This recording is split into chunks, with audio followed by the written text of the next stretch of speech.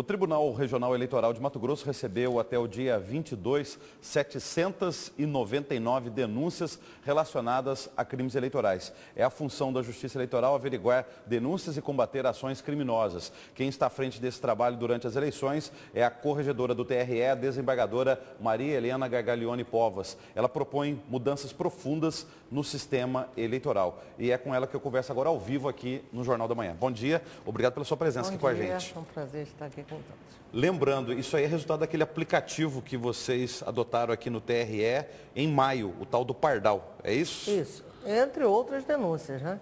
O Pardal recebeu aproximadamente 800 denúncias até agora. 4 meses só? 4 meses só. E essas denúncias são, como dito, essas chegadas através do Pardal.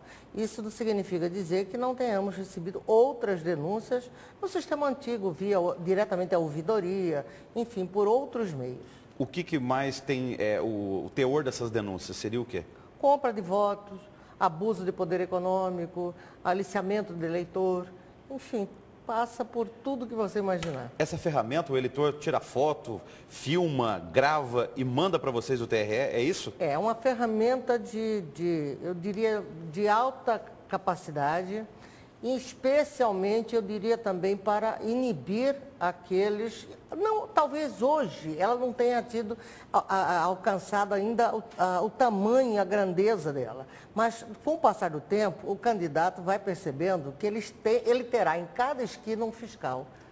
Alguém que pode fotografar uma possível ação delituosa, filmar, e essa imagem é encaminhada diretamente ao tribunal. Nós temos quase 2.200.000 eleitores em Mato Grosso. Nós temos, então, 2.200.000 fiscais nas ruas do estado, podendo usar esse aplicativo. Podendo usar esse aplicativo.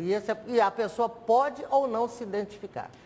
E se o candidato, vamos imaginar a situação, o candidato ele é eleito em 5 de outubro, ou no caso, se tiver segundo turno, um eventual segundo turno, e tiver uma denúncia contra ele através do aplicativo Pardal, antes da diplomação em dezembro, ou antes da posse em janeiro ou fevereiro, no caso dos parlamentares, ele pode perder o mandato, mesmo, por exemplo, se tiver um processo transitado e julgado, ele pode perder o mandato em virtude dessa denúncia via aplicativo Pardal? Depende da tramitação processual aí, não mais. Pode, claro que pode, através de denúncia do Pardal. Agora, se isso vai, em que momento que isso vai acontecer, antes ou após a diplomação, depende do andamento processual, mas que ele pode vir a perder o mandato por conta de denúncia apurada no Pardal. E o Pardal diz exatamente, até com GPS, onde foi a localização exata onde aconteceu o fato. Por falar em GPS, tem um outro aplicativo que vocês da Justiça Eleitoral de Mato Grosso desenvolveram, que é o tal do Onde Voto. Que aplicativo é esse? Esse também é muito interessante. O eleitor vai baixar o aplicativo, vai digitar o número do seu título de eleitor, a seção onde ele vota, ele vai descobrir exatamente essa seção, onde está localizada, e através do GPS vai mostrar, inclusive, o melhor caminho para ele chegar a essa localidade. Então aquela história que tinha nas eleições passadas de alguém, um cabo eleitoral ajudando a pessoa a saber onde ela vai votar e aí acaba fazendo o transporte do eleitor, que é um crime eleitoral, tende a acabar com esse aplicativo. Na medida em que nós vamos disponibilizando esses tipos de ferramentas, nós vamos começando a fechar o cerco, né? Então hoje você percebe que as ruas, apesar de existir ainda, mas as ruas estão mais limpas. Eu tenho fotos que hoje vou apresentar à imprensa da última eleição municipal e as de hoje, nas principais vias de acesso da cidade. Enfim, no momento em que nós criamos esses aplicativos, nós inibimos um pouco mais. Aliás, antes de 2014, ainda no ano passado, a senhora, assim que assumiu o cargo no TRE, a senhora lançou aquele projeto, o Pauta Limpa. Como que estão os processos que vocês da corte lá analisam? A pauta realmente está limpa ou ainda tem algum processo a ser analisado aí? Literalmente limpa. Nós temos ainda, parece-me que 2 pendências só, que não são pendências que poderiam vir a desaguar em inelegibilidade. E os demais processos estão com a pauta literalmente limpa. Os juízes colaboraram muito e eu quero fazer aqui essa pontuação. Dias atrás, eu concedeu uma entrevista ao Jornal Gazeta falando em mudanças no sistema eleitoral, reforma política.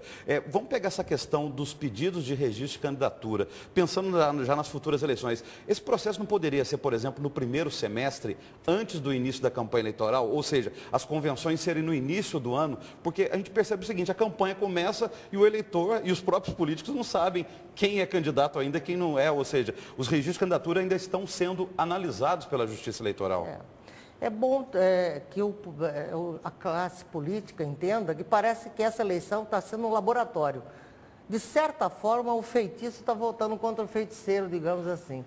Né? Ou seja, em algum momento não se achou interessante aprofundar a reforma política, sabe lá por quê, talvez não era interessante o momento, mas o certo é que você também observa, e isso não é só em Mato Grosso, você observa isso de uma forma geral, embora em algumas capitais pontualmente esteja havendo uma disputa muito acirrada, no mais você percebe o eleitor mais apático, ou seja, o eleitor quer ver um pleito onde haja equilíbrio na disputa, onde ele possa ter acesso às informações sem depender do possível aliciamento do candidato que vá disponibilizar essas informações a ele em troca de principalmente do voto. Aliás, essa é a campanha do Tribunal Superior Eleitoral, né? A gente vê claro. nos intervalos comerciais isso aí, quer dizer, a disputa tem que ser igualitária, quer dizer, todos têm que ter as mesmas chances. Podemos pensar isso para um futuro, o que você acha que poderia ser mudado, por exemplo? O tempo dos partidos. Os partidos reclamam muito que na propaganda eleitoral tem gente que tem partido que tem mais tempo do que outros candidatos. Poderia ser uma divisão igual ou tem que ser representativo mesmo a bancada lá na Câmara Federal em Brasília?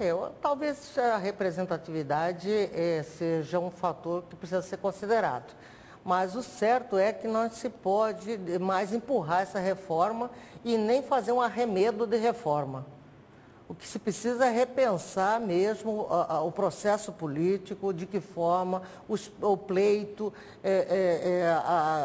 o financiamento público de campanha, voto distrital, encarar esses grandes debates com a sociedade e discutir isso francamente. Reeleição ou não, mandato do senador, suplência... Exatamente. É preciso repensar tudo isso. Daqui a pouco a senhora, o presidente Juvenal Pereira da Silva e os outros membros do TRE vão estar atendendo a imprensa na Justiça Eleitoral, falando da estrutura dessas eleições. O que só tem de novidade? Por exemplo, a questão da segurança. É verdade que o Exército vai também trabalhar nessas eleições aqui em Mato Grosso? Vai. Nós temos, dos 141 municípios, nós temos 60 zonas eleitorais.